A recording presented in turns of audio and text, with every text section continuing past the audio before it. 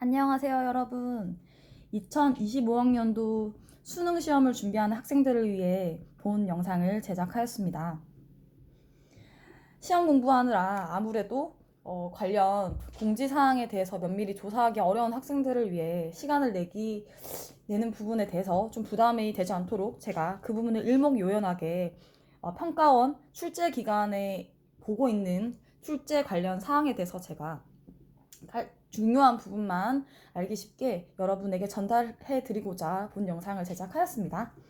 자, 일단 수능을 출제하는 기간은 매년 한국과정평가원이라는 곳에서 출제를 하고 있습니다. 한국과정평가원이 보고 있는 출제 기준과 명확한 기준선들, 문제에서 요구하는 출제자의 의도, 관련한 채점 항목들에 대해서 자세하게 각 영역별로 나와 있는데, 저는 영어이니만큼 영어 영역에서 평가원이 어떤 곳에서 시중에서 문제를 출제하고 문제에서 점수를 변별력을 두고 있는지 알아보고자 본 영상을 제작하였고요. 사이트에 들어가면 여기 사이트에 들어가시면요, 여러분도 확인을 할 수가 있는데 영어 영역에 대해서 일단은 이러한 유인물들이 나와 있는데 2025학년도 수능시험 이렇게 준비하세요. 그 다음에 보면은 Q&A 자료집, 그리고 마지막으로 2018학년도 수능 영어 절대평가 학습 방법 안내, 그리고 마지막으로 지금 저희가 올해 수능을 준비하는 학생들을 위해 수능 시험 학습 방법 안내가 있습니다. 그래서 저희가 이번 영상에서 다룰 것은 2025학년도 수능을 준비하는 학생들을 위한 영상이고요. 왜 2018학년도 수능 영어 절대평가 학습 방법 안내도 들고 왔냐? 2018학년도부터 영어가 절대평가로 바뀌게 되었어요. 하지만 절대평가로 바뀌었음에도 불구하고 1등급을 받는 학생들은 4%, 전국에서 4%에 들어야 1등급에 진입할 수가 있습니다. 절대평가라고 해서 정해진 점수와 개수만 확보한다고 해서 좋은 점수를 받기 어렵게 많은 출제 기관에서 많은 노력과 문제에 대해 더 면밀한 문제 분석이 필요하다는 것을 알 수가 있고요. 자, 그렇다면 현재 저희 올해 수능을 치는 학생들을 위해서 제가 정말 필요한 알짜배기 부분만 제가 전달해 드리고자 알려드릴 건데, 제가 처음 영상을 찍는 부분이라 목소리가 약간 어눌하거나 약간 끊기는 부분이 있더라도 많은 양해를 부탁드립니다. 자, 여기 보면 2025학년도 그냥 매년 그랬듯이 3월 언저리쯤에 항상 그 수능을 이렇게 시험을 이렇게 출제할 것이고 배점을 이렇게 할 것이다, 관련 어느 관련 프레임을 그때쯤에 제시를 합니다. 그래서 이번 교육부에서도 이 시행 기본 계획을 통해 발표를 하였고요. 그래서 올해 문제 경향에 대해서 이러한 유인물들을 통해 학생들에게 학습을 돕는 유인물을 출간하고 있습니다. 그래서 저희는 미리 예측할 수가 있는데요.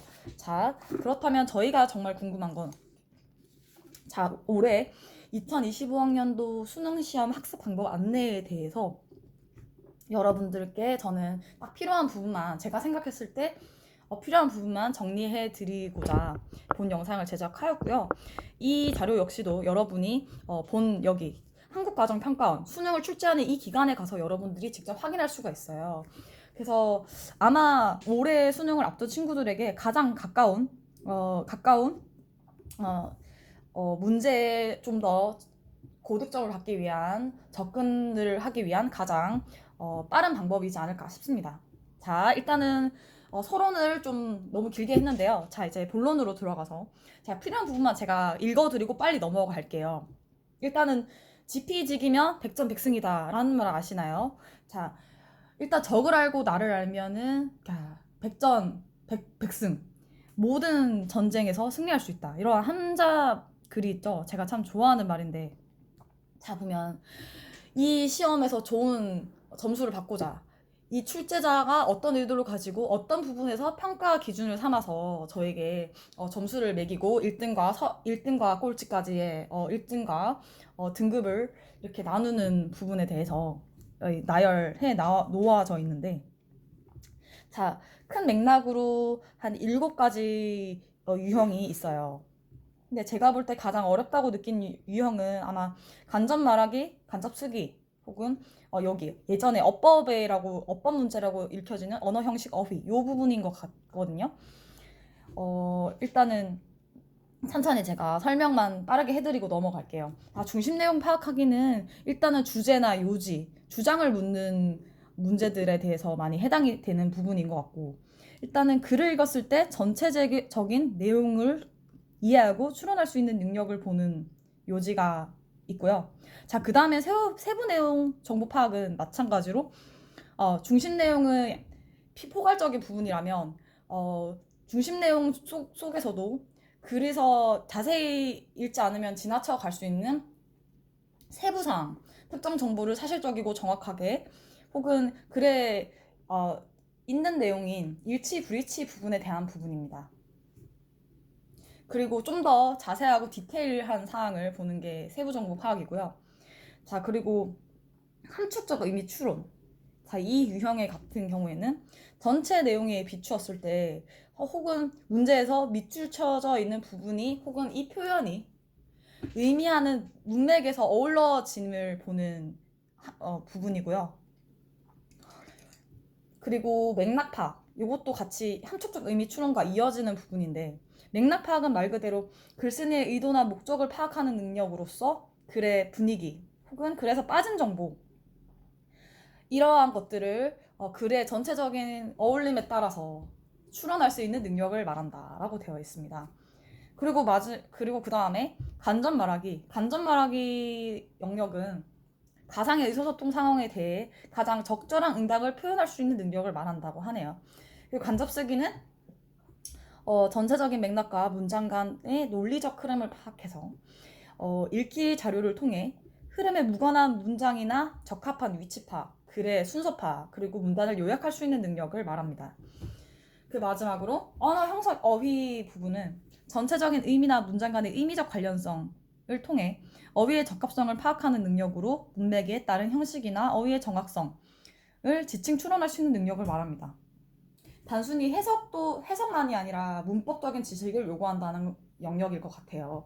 자, 일단은 큰 틀은 이 정도 범주 내에서 문제를 출제하겠다, 평가원이 발표를 하였는데, 자, 다음 장으로 넘어가서 관련 유형에 따른 예시 문제들을 들어서 기존에 출제했던 그 문제들을 통해 이런 식으로 출제를 하고 있다라고 설명을 하고 있어요.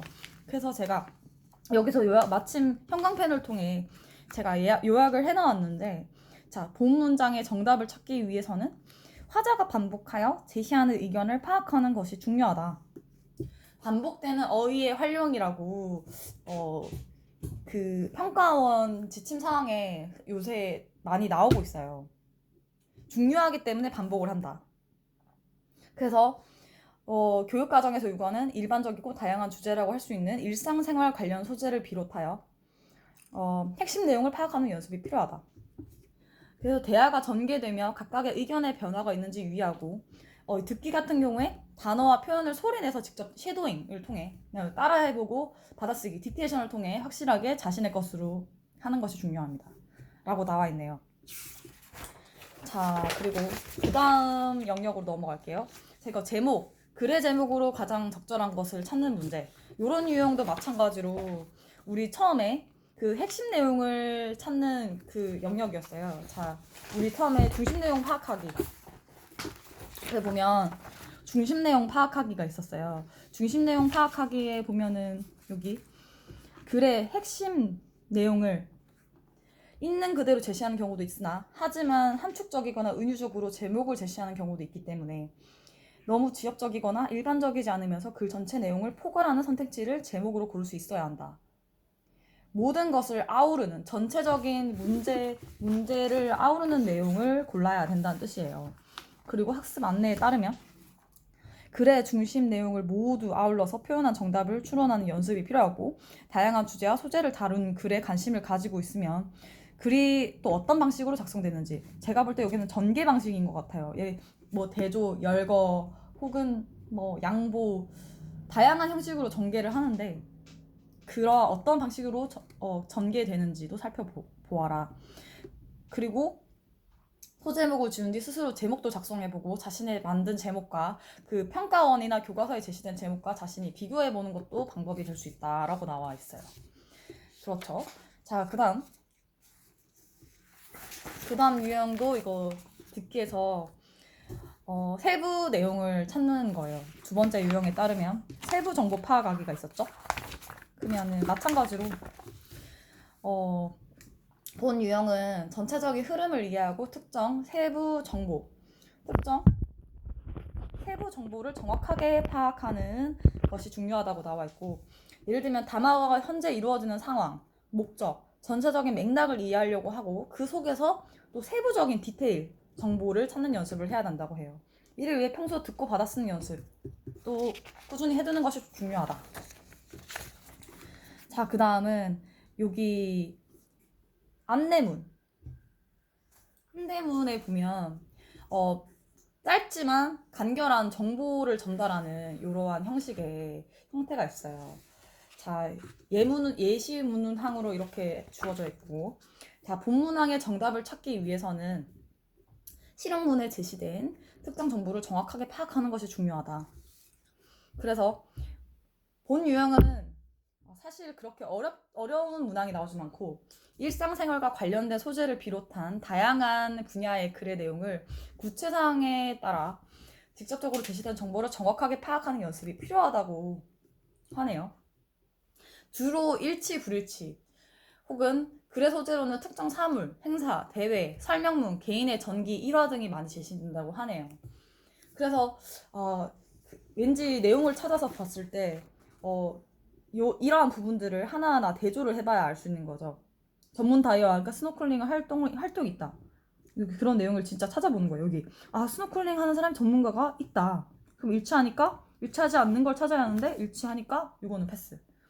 그렇다면 이거는 당일 예약만이 가능하다라는 말도 찾아보면 당일 예약만이 아니고 예약을 하려면 여기는 적어도 이틀 전에는 이루어져야 된다니까 이것도 아니고, 그럼 여기서는 출발 시간 이후에는 환불이 불가능하다. No refunds after the departure time. 출발 시간 이후부터는 환불이 불가능하다. 이건 답은 4번이 되겠네. 그런 식으로 찾는 거예요. 그렇죠? 그래서 간결한 쉬운 정보들이지만 정확한 해석을 하지 않으면 틀릴 수 있는 일치 불일치 정보가 사실의 팩트에 의거한 문제를 찾는 것, 빠르게 찾는 연습, 정보 찾기 문제이죠. 자, 그 다음 걸로 넘어가서, 자, 본 유형은 하자가 무엇을 전달하고자 하는 목적이냐, 글의 목적을 찾으라는 거예요. 글의 목적. 그녀는 전달하고자 하는 목적을 말 그대로 파악해야 하고 자주 사용한 어휘와 표현을 확인하고 익히는 것이 중요합니다. 자주 사용하는 표현들이 있겠죠. 뭐 I liked to, 나는 이렇게 하고 싶어요. 그 다음에 아주 잘 들어야 되겠죠. 그리고 그 다음에도 관련 용어들, 요 핵심 글들에 대해서 많이 들어놓고 알아둬야 되겠다. 그리고 그 다음 거 유형을 넘어갈게요. 빈칸 추론 유형. 빈칸 문제는 많은 학생들이 어려워하죠. 자, 빈칸에 들어갈 적절한 말이니까 여기서 일단은 평가원이 출제하는 의도에 따라 자, 정답을 찾기 위해서는 자, 지문을 빠르고 정확하게 읽으면서 지문의 중심 소재 및 주제문을 찾고 이를 통해 중심 내용을 파악하는 능력이 무엇보다 중요하다라고 나와 있어요.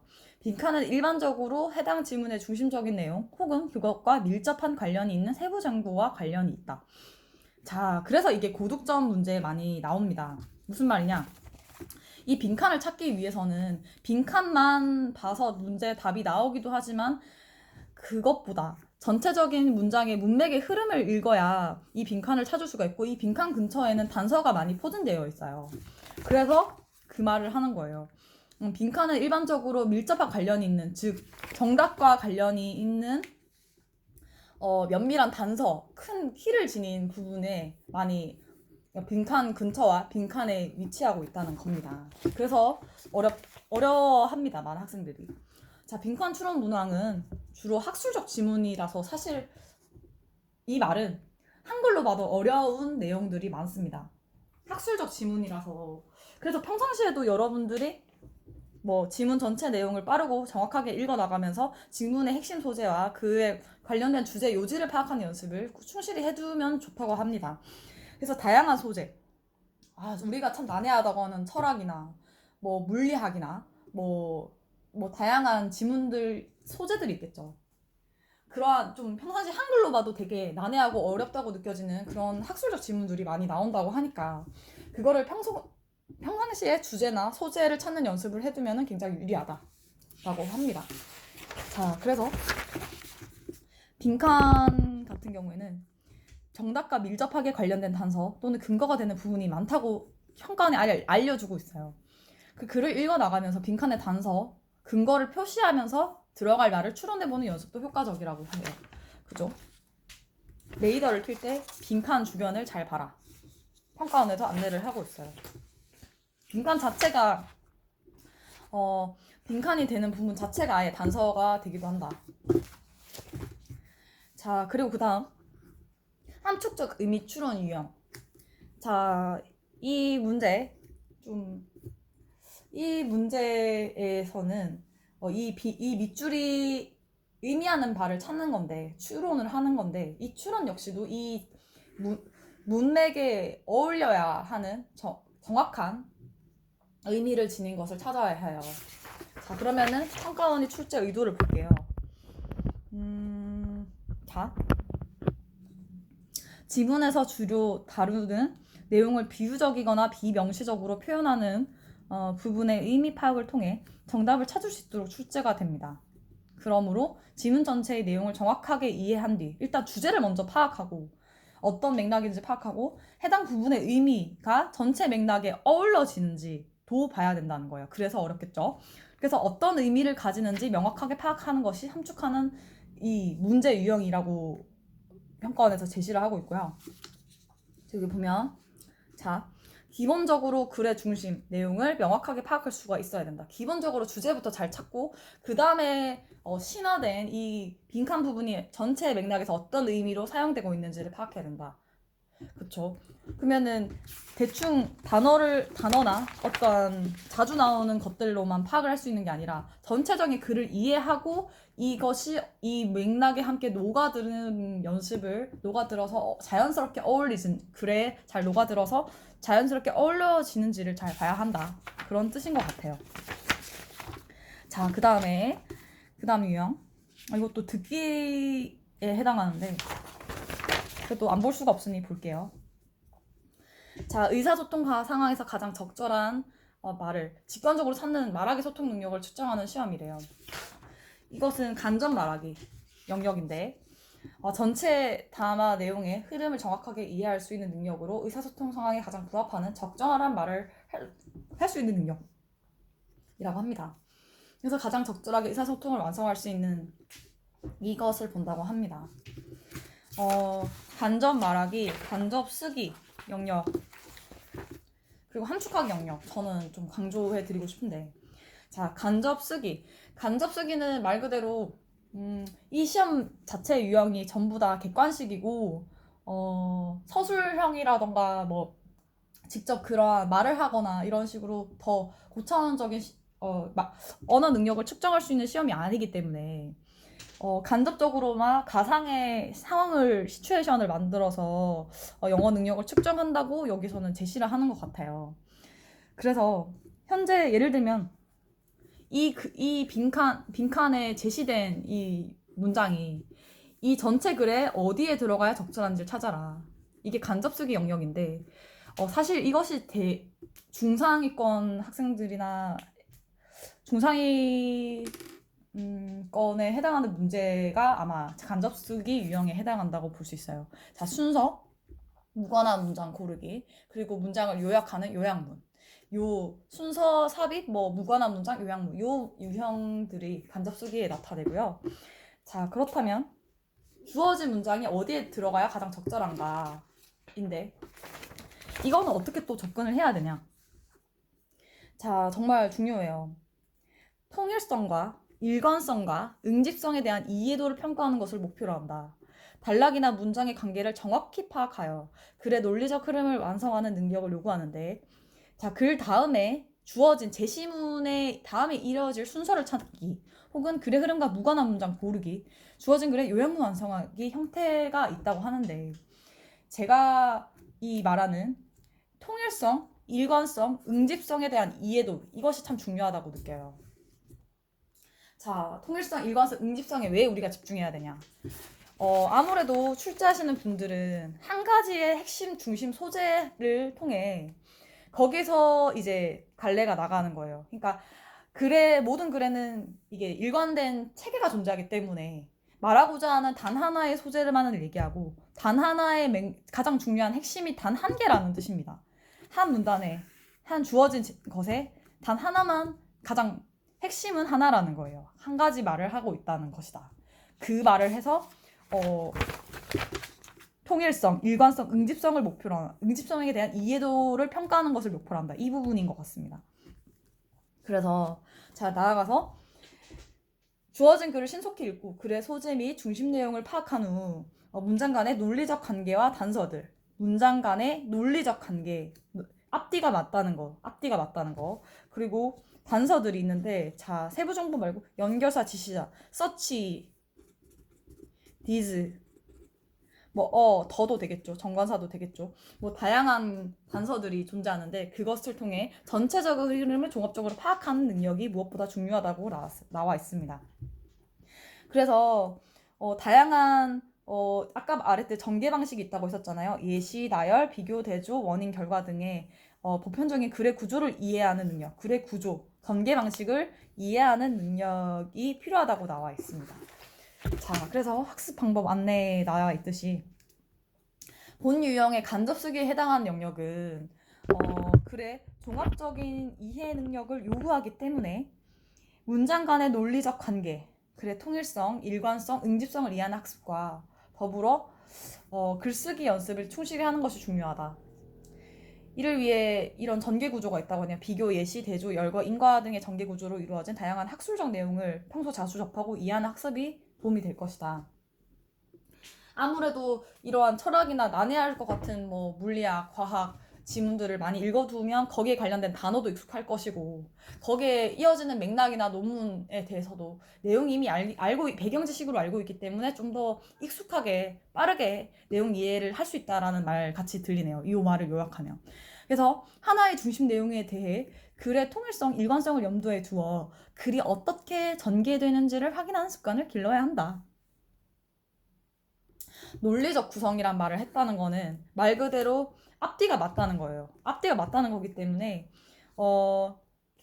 대명사 단 하나의 말을 할 때 위배되지가 않는 거죠. 대명사, 지시사, 연결사 등의 언어 장치대에 대한 쓰임을 학습한 후 그것들에 대한 간접 쓰기 유형을 준비하는 데 효과적이다. 자, 그 다음 문항. 자, 이거는 마지막 유형, 읽기 언어 형식, 어휘 언어 형식에 대한 건데 아마도 저건 어법상 틀린 것을 찾는 문제 많이 보셨죠? 여러분들이 아마 어법 문제를 많이 어려워해서 이거는 미리 안 풀고 그냥 다른 문제를 푸는 학생들도 많을 겁니다. 근데 어법은 사실 해석으로 절대 풀 수 있는 것이 아니고 절대 해석을 다 한다고 해서 풀 수 있는 문제가 아니고 문법만 보고도 풀기가 가능하다. 다른 대안이 없을 때 마지막으로 하는 게 전문 해석이고 이거 사실 보는 평가 부분이 해석이 아니에요. 해석은 마지막 단계에서 보는 것이고 이 문제 유형을 접근할 때는 이 주어진 빈칸의 앞뒤만 보고도 찾을 수가 있어요. 이 빈칸에 주어진 그 문장 부분만 봐도 찾을 수가 있다. 자, 볼게요. 자, 역시나 이 어법 유형의 같은 경우에는 언어 형식의 적절성을 판단한다고 했어요. 그 규칙에 위배되는 거. 근데 이거는 한마디로 문법을 본다는 건데 예를 들면은 분사구문, 조동사, 복수, 수일치 혹은 시제 그리고 관계절에 대해서 뒤에가 불완전한가 완전한가 이러한 문법적 그러니까 해석보다 문법적 지식을 본다는 거예요. 그래서 이걸 풀기 위해서는 무수한 문법 지식들이 많이 쌓여져 있어야 이 문제가 3초짜리, 1초, 0.1초짜리 문제가 되기도 합니다. 이미 근데 그 0.1초, 1초, 3초 만에 빨리 푸는 학생들은 아무래도 그 수많은 무수한 문법 지식을 미리 숙지를 해두었기 때문에 미리 뒤에 보고도 이것은 불완전한 문장이 와야 되는데 주어, 동사, 목적어가 다 있어서 완전한 문장이 와서 이게 틀렸다 이렇게 바로 찾는 거죠, 여러분. 그거를 말하는 것 같고. 자, 그래서 학습 안내에 또 따르면 언어 형식의 오류니까 어법이에요. 규칙이 존재한다는 게 규칙이 오류가 있는지를 보는 거고, 문맥상 또는 이번에는 언어 형식에 오류가 없다면은 해석을 했을 때 문맥상이나 단어나 뭐 여러 가지가 자연스럽지 못한 형식, 뭐 사형식인데 갑자기 뭐 오형식과 사형식을 막 섞어놨다거나, 아니 뜬금없는 뭐 자동사가 뭐 뒤에 뭐 오형식에 나갔다던가 뭐 그런 것들이 있겠죠. 그래서 문장을 구성하는 기본적인 문법 요소에 관한 지식을 익혀 글을 구성하는 다양한 문장 구조를 학습하는 것이 효과적이다. 그래서 문장의 전체적인 의미나 문장 간의 의미적 관련성을 확인하는 훈련이 필요하다. 의미적 관련성을 확인하는 것은 일단은 어법, 문법적인 오류를 먼저 체크한 뒤에 마지막에 대안이 없을 때 해석을 통해, 전문 해석을 통해 푸는 겁니다. 자, 이 문제를 이렇게 접근하면 되고, 자, 마지막에 EBS가 원래 그 EBS 수능 특강을 우리 매년 고3들이 풀잖아요. 근데 예전에는 진짜 거기에서 한 7문제 정도가 진짜 수능에 아예 그대로 그 문제 그 통째로 똑같이 직접 연계로 나온 적이 있었다고 해요. 근데 이제 이게 몇 년 안 된 것 같아요. 몇 년 전부터 이제 간접 연계, 모두 간접 연계로만 바뀌었다고 하고, 간접 연계라는 거는 똑같이 출제는 하지 않지만, 예를 들면 그 EBS 수능 특강에서 나오는 그 지문이나 주제, 요지, 소재가 유사하다. 그런 내용을 낸다는 거예요. 이런 식으로. 그래서 연계 교재 지문에는 주제, 요지, 소재, 유사한 다양한 글을 읽고 해당하는 주제, 요지, 소재의 글에서 자주 사용되는 표현과 어휘를 학습할 필요가 있다. 그 말은 말 그대로 익숙하게 해둘 필요가 있다는 거야. 그러면은 예를 들면 이 지문을 볼 때 그 말의 의학이나 뭐 생물학, 뭐 지구과학 다양한 지문들이 있을 건데 거기에 쓰이는 특정한 학술적인 용어들이 많이 나올 거잖아요. 그러면은 그걸 보고도 이제 이게 무슨 단어지? 팀벌이 목재란 뜻인데 이 팀벌로 이게 뭔가 이거는 목재와 관련된 뭐 그런 거겠구나. 그럴 수가 있다. 그래서 좀 읽으면서도 편안하게 내용 숙지가 좀 빨리 쉽게 될 수가 있다. 익숙하게 하는 거, 그 얘기를 하는 거고. 같은 맥락인 것 같고요. 이 그림과 도표 문항도 마찬가지로 이거 비슷하게 냈다고 해요. 비슷하게 출제를 한다. 나왔습니다.